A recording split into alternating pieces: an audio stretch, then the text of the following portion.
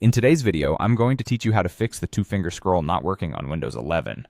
So, if you're having trouble with your touchpad, don't worry. I'm here to guide you step by step through some simple solutions that might just solve the issue. To start, let's make sure that the feature you're trying to use, which is the two-finger scrolling, is actually enabled.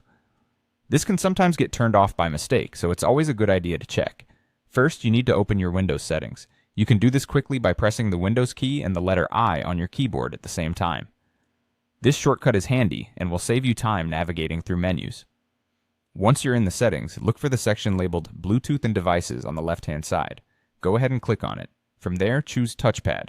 When you get to the touchpad settings, you'll see an option called Scroll and Zoom.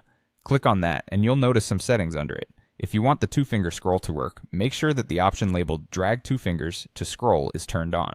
Once you've done that, give it a try. Open up a web browser or file explorer and try scrolling with two fingers on the touchpad.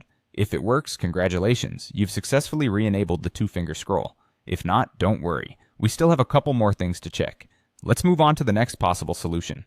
It's crucial to ensure that your touchpad itself is enabled. Some laptops have a tendency to disable the touchpad through hardware keys unknowingly, which might be the reason why your two-finger scroll isn't working.